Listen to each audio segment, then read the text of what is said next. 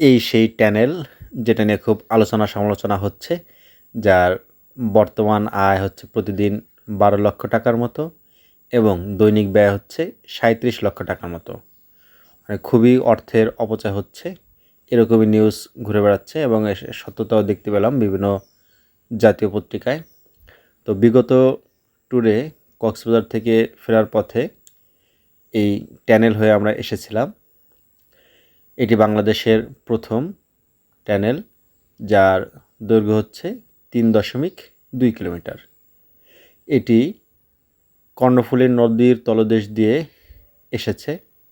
বাংলাদেশ এবং চীন সরকারের যৌথ উদ্যোগে, চীন সরকারের সহযোগিতায় এটি নির্মাণ করা হয়েছে।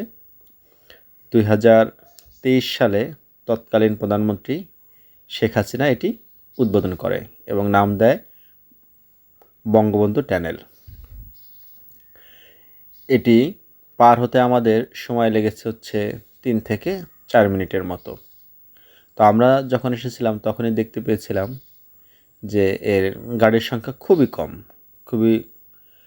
কম গাড়ি চলাচল করছিল, যদিও তখন বৃষ্টি ছিল। আর আপনারা তো এখন বিভিন্ন সংবাদে দেখতে পাচ্ছেন বা শুনছেন যে আসলে এখান দিয়ে কম গাড়ি চলে।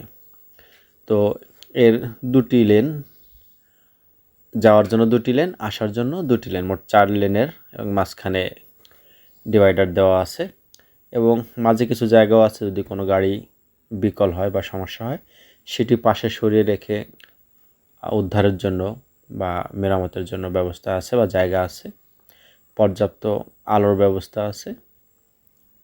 আমরা এর আগে দেখেছিলাম প্রথমে যখন এটি উদ্বোধন হয় তখন কিছু লোক গাড়ি রেসিং করে বা দ্রুতগতি গাড়ি চালানোর কারণে অ্যাক্সিডেন্টও হয়েছিল, তখন ওইটি আলোচনা সমালোচনায় এসেছিল। তবে জিনিসটা সুন্দর করা হয়েছে, দেখতে খুব ভালো লাগছিল আমাদের। তবে দেখার চেয়ে আসলে কাজে কতটুকু লাগে সেটাই গুরুত্ব দেওয়া দরকার। আশা করি ভবিষ্যতে কোনো প্রকল্প গ্রহণের ক্ষেত্রে এটা বিবেচনা করা হবে কতটুকু কাজে লাগবে, কতটুকু ফিডব্যাক পাবো। এখন যেমন এতে আয়ের থেকে ব্যয় বেশি হচ্ছে, দেশের ক্ষতি হচ্ছে।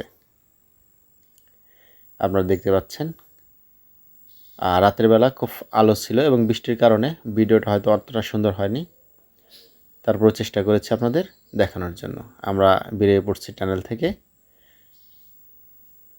তবে এর দুই পাশে যে সংযোগ সড়ক 4 লেনের, খুবই সুন্দর রাস্তাটা, যেটা আমরা ওই যে ভাঙা মাওয়া এক্সপ্রেসওয়েতে দেখি তেমনভাবেই তৈরি করা হয়েছে।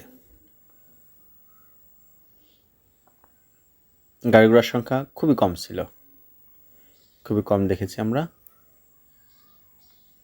এটা বাইপাস সড়কের মতো আর কি, চট্টগ্রাম শহরে না ঢুকে আমরা চট্টগ্রাম শহর পার করে এসে আবার ঢাকা চট্টগ্রাম হাইওয়ে রোডে উঠেছিলাম। তো এই ছিল আজকের ভিডিও। ধন্যবাদ সবাইকে, ভালো থাকবেন, আল্লাহ হাফেজ।